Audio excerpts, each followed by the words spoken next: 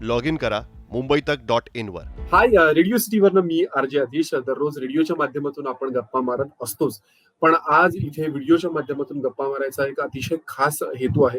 आणि जो विषय आज आपण घेणार आहोत तो अतिशय गंभीर आहे. महाराष्ट्राची काय, देशाची काय सध्या परिस्थिती, आसमान से गिरे खजूर में अटके असं झालेलं आहे की कोविडशी आपण लढत असतानाच कुठेतरी आता म्युकरमायकोसिसचा हा जो धोका आहे हा अजून प्रबळ होतो आहे. आणि बऱ्याच अंशी आपण कोविडवरती विजय मिळवला होता म्हणेपर्यंत हे नवीन संकट आलेलं आहे. माझ्याकडेही काही फॅक्ट्स अँड फिगर्स आहेत, पण मी म्हणतो ना की आपल्याला जेव्हाही ताज्या बातम्या हव्या असतील ना तर सखोल अनालिसिस पाहिजे असतं. जे एक पोर्टल आपण प्रेफर करतो ते अर्थातच मुंबईतक.in, आणि त्यांच्यातर्फे अनुजा आज माझ्यासोबत असणार आहे. सो अनुजा, सगळ्यात पहिल्यांदा तुझ्याकडनं जाणून घ्यायला आवडेल की सध्या महाराष्ट्राचा आकडा काय आहे म्युकरमायकोसिसचा, आणि मग गप्पांना सुरुवात करूयात. हॅलो, रेडिओ सिटीच्या सगळ्या प्रेक्षकांना हॅलो. तर राज्यातली परिस्थिती सांगायची झाली तर आपल्या आरोग्य मंत्र्यांनीच दिलेल्या माहितीनुसार राज्यात 1500हून अधिक रुग्णांना म्युकरमायकोसिस हा आजार झालाय. त्यातले आता 500हून बरे पण झाले. त्यामुळे आपण म्हणू शकतो की या आजारातनं बरं होता येतं, पण त्याचं वेळेस निदान झालं पाहिजे. सो 500हून रुग्ण बरे झालेले आहेत आणि 800 रुग्ण हे आता ऍक्टिव्ह केसेस आहेत. सो ही आता महाराष्ट्राची एकंदरीतच परिस्थिती आणि गंभीर बाब म्हणजे की त्यातल्या 90 रुग्णांचा मृत्यू सुद्धा झालेला आहे. बापरे, जसं तू आता आकडे अगदी अप टू डेट सांगितलंस, तर सुरुवात अगदी बेसिक पासून करूयात. ज्या लोकांना कदाचित आता म्युकरमायकोसिस म्हणजे काय हे माहित नसेल, त्यांना जर सांगायचं असेल की म्युकरमायकोसिस हा नक्की आजार काय आहे आणि त्याची लक्षणं काय, तर काय सांगशील? एक गोष्ट नक्कीच सांगायला आवडेल की हा आजार आधी पण होता, आता तो वाढू लागलाय कारण की हा आत्ताच्या घडीला कोरोनामुक्त जे झालेले रुग्ण त्यांना होऊ लागलेला आहे. आणि त्याच्यात सुद्धा असं नाही की म्हणजे तुम्हाला कोरोना झाला मग तुम्ही कोरोनातून बरे झालात आणि मग सगळ्यांनाच तो आजार होतोय की काय, असं नाहीये. सगळ्यांनीच घाबरून जाण्याची गरज नाही. पण जे रुग्ण डायबेटिक होते आणि त्यांना कोरोना झाला होता किंवा ते आयसीयू मध्ये होते, त्यांना ऑक्सिजन देण्यात आलेला होता, अशा रुग्णांना जास्त रिस्क आहे म्युकरमायकोसिस हा आजार होण्याची. आणि जर लक्षण विचार करायला घेतला तर लक्षणांमध्ये म्हणजे तुमचं डोकं दुखत असेल, तुमच्या डोळ्याखाली सूज आली असेल, चेहरा नम झाला असेल म्हणजे चेहऱ्याला कुठली जाणीवच होत नाही, तुम्ही स्पर्श करताय आणि जाणीव होत नाहीये, अशी परिस्थिती झाली असेल. त्याच्यानंतर नाक चोंदलं जातं, शिवाय तुमच्या नाकाच्या काही काळे ठिपके असू शकतात, श्वास घ्यायला त्रास होऊ शकतो, जबडा खूप जड वाटतो, अशी अनेक लक्षणं ह्याच्यात आहेत. आणि कधी कधी दृष्टी सुद्धा म्हणजे अंधुक दिसतं किंवा काही गोष्टी आपल्याला डबल दिसतात. तर ही सगळी त्याची लक्षणं आहेत. आणि हा होतो का, तर जे कोरोना रुग्ण आहेत, जसं मी मगाशी म्हटलं की ते जर ऑक्सिजनवर असतील, बरेचशा कोरोना रुग्णांना स्टिरॉइड्सची ट्रीटमेंट दिली जाते आणि या बरोबर. स्टिरॉइड्समुळे कुठेतरी आपली रोगप्रतिकारक शक्ती कमी होते आणि खरं तर फुफ्फुसातली जळजळ थांबते. म्हणजे कोरोनाच्या उपचारात स्टिरॉइड्स हे दिलेच जातात आणि ती एक हा. प्रूव्हन ट्रीटमेंट सुद्धा आहे. आणि त्याच्यामुळे फुफ्फुसातली जळजळ थांबते, पण त्याच्यामुळे कुठेतरी तुमच्या ब्लड शुगर असते ना ती वाढते आणि हा. रोगप्रतिकारक शक्ती कमी होते. आणि अशा रुग्णांना मग तो म्युकरमायकोसिस होण्याचा धोका हा सगळ्यात जास्त असतो. आणि जसं आता तू एक रिझन हे सांगितलं स्टिरॉइडचं, मी खूप खूप मिसकन्सेप्शन आहेत लोकांमध्ये. अनेक लोकांचा हा समज आहे की ज्या लोकांना ऑक्सिजन दिला जातो त्यांना त्या पाईप मधनं काहीतरी इन्फेक्शन होतं, असे बरेच गैरसमज आहेत. सो जर साधारण जर थोड्याशा याची रिझन सांगायची झाली तर काय सांगशील? जसं तू आता एक्सप्लेन केलंस, पण पण अपार्ट तू फ्रॉम दॅट म्हणाला अजून काही तसं रिझन्स म्हणजे आहेत? ते असं सगळ्यांनाच होईल असं नाहीये. आता हा करेक्ट. शेवटी फंगस आहे, त्यामुळे तो जमिनीत पण असतो, तो हवेत पण असतो. तर जमिनीवर असतो म्हणजे सरफेसवर कुठल्याही. तर तो जर ते म्हणजे ती जागा जर खूप घाण असेल, असं म्हटलं जातं की जे रुग्ण कोरोनातून बरे झालेत ना त्यांना ती हायजीन पाळणं सुद्धा गरजेचं आहे. कारण की हा. ह्याचा हा. बेसच असा आहे ना की या लोकांची रोगप्रतिकारक शक्ती कमी झालेली असते, त्यामुळे हा. कुठलंही इन्फेक्शन पटकन पकडलं जातं आणि तो जो फंगस असेल मग तो जास्त अटॅकिंग पॉवर मध्ये जातो. त्यामुळे बेसिक त्याचं तेच आहे की जिकडे तुम्ही असाल तिकडे क्लीनलीनेस असला पाहिजे, हे त्याचं मुख्य कारण आहे. ते असेल तर मग असं ऑक्सिजन मधून वगैरे होण्याचं कारण नाही. ओके, म्हणजे हे मिथ बाजूला करणं खूप गरजेचं आहे. जसं आपण मगाशी आकड्यांबद्दल बोललो, तू सांगितलंस की 1500हून अधिक सध्या रुग्ण आहेत. पण जर तुला स्पेसिफिकली जर सांगायचं झालं तर असा कुठला नंबर आपल्या आरोग्य मंत्र्यांनी किंवा कुठल्याही शासकीय यंत्रणेने दिलाय का की बाबा नाशिकमध्ये इतके पेशंट आहेत, पुण्यामध्ये इतके पेशंट आहेत, असे काही आकडे आलेत समोर आतापर्यंत? आता आपण खास करून नाशिकच्या प्रेक्षकांशी बोलतोय तर मी पहिले तो आकडा सांगते. तर नाशिकमध्ये सध्याच्या घडीला 108 रुग्ण मिळालेले आहेत आणि त्यातील काही रुग्णांचा मृत्यू सुद्धा झालेला आहे, ती सुद्धा आकडेवारी आपल्या समोर आलेली आहे. नाशिकमध्ये 7 रुग्णांचा म्युकोरमायकोसिसमुळे मृत्यू झालाय. आता ही झाली नाशिकची परिस्थिती, पण जसं मी राज्याचं म्हटलं तर 500 रुग्ण बरे झालेले आहेत, 800हून अधिक रुग्ण आता ऍक्टिव्ह पेशंट्स आहेत. टोटल राज्यात 1500हून अधिक रुग्णांना म्युकोरमायकोसिसची लागण झाली. आता ही आकडेवारी खरं तर आरोग्य मंत्र्यांनी कालच पत्रकार परिषद घेतली तेव्हा दिलेली आहे. आता आपण बोलतोय, लोक ऐकतायत, तोपर्यंत ही आकडेवारी अर्थातच वाढली अजून चेंज झालेली आहे, कारण की ह्याचा फैलाव खूप वेगानं होतोय. आणि राज्यात सुद्धा नाशिकच्या पलीकडे पाहिलं तर पुण्यात जास्त रुग्ण आहेत. म्हणजे राज्यात आताच्या घडीला नाशिक आणि पुणे इथे सगळ्यात जास्त म्युकोरमायकोसिसचे रुग्ण आढळत आहेत. पुणे जिल्ह्यात सुद्धा जी खासगी हॉस्पिटल्सकडनं आकडेवारी मिळालेली आहे तीच 400च्या घरात आहे. अजूनही तिकडचा अधिकृत डेटा आलेला नाही, जो जिल्हाधिकाऱ्यांकडून मिळणं अपेक्षित आहे, तर तो मिळालेला नाही. पण पुणे आणि नाशिक हे जास्त हब बनत आहे.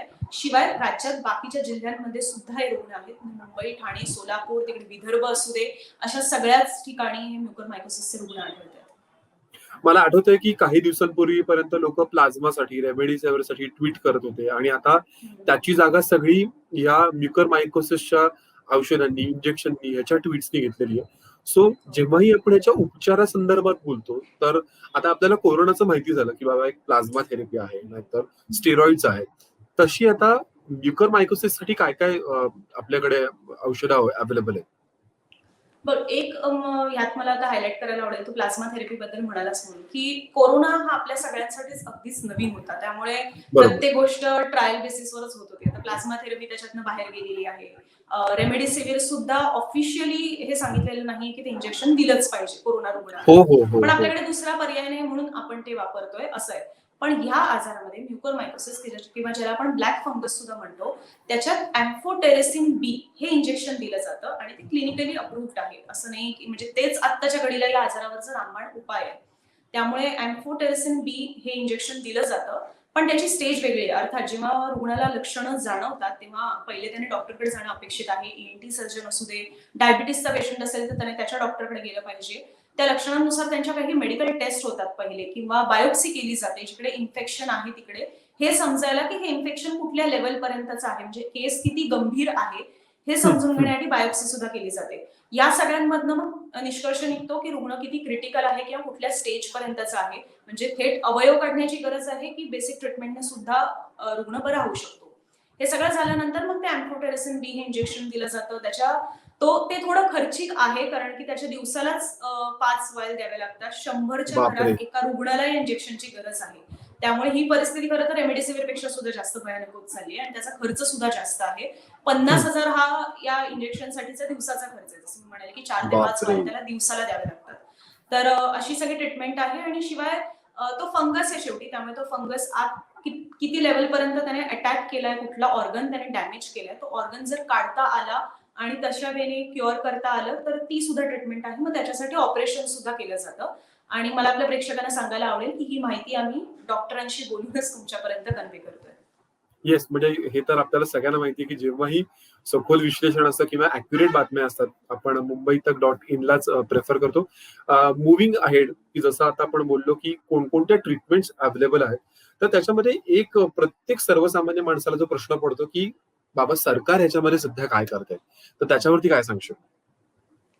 सरकार सुद्धा आता अलर्ट झालेले आहे. आणि जसं मी आता इंजेक्शनचा जे उल्लेख केला, तर त्याचा इंजेक्शनचा खरं तर तुटवडा आहे. जसं तू म्हणाला की आता रेमडेसिवीरची जागा या इंजेक्शनने घेतलेली आहे, तर त्याचा तुटवडा यासाठी आहे कारण की ह्या आजाराचं किंवा या रुग्णांचं प्रमाण आधी इतकं नव्हतं, आता हे रुग्ण वाढत चाललेत. म्हणजे आम्ही नाशिकच्याच डॉक्टरांशी बोललो तर त्यांनी पण आम्हाला माहिती दिली की गेल्या वर्षी जेव्हा कोरोनाची पहिली लाट होती तेव्हा हार्डली 20 पेशंट एका सर्जनकडे येत होते, ईएनटी सर्जनकडे, पण आता 100 पेशंट आठवड्याला येत आहेत. त्यामुळे एका नाशिक शहरामध्ये एका ईएनटी सर्जनकडे जर दिवसाला एवढे पेशंट येत असतील तर संपूर्ण राज्यात काय परिस्थिती असेल.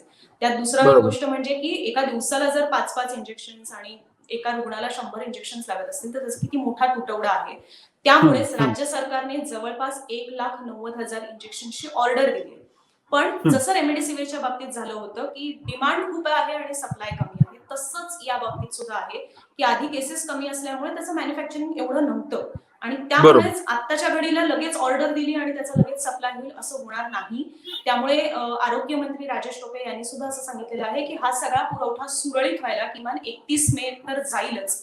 त्यामुळे Of course. 31 मे नंतरच या इंजेक्शन्सचा पुरवठा वाढेल आणि तेव्हा कुठेतरी प्रत्येक रुग्णाला हे इंजेक्शन मिळणं शक्य होईल. शिवाय त्यांनी अशी सुद्धा आकडेवारी किंवा एक प्रेडिक्शन दिलेलं आहे की आठवड्याला 500च्या घरात रुग्ण वाढू शकतात. त्यामुळे बापरे. राज्य सरकारवर आता एक खूप मोठं एक काय म्हणणार आव्हान प्रेशर आहे असणार. की खूप मोठं आव्हान.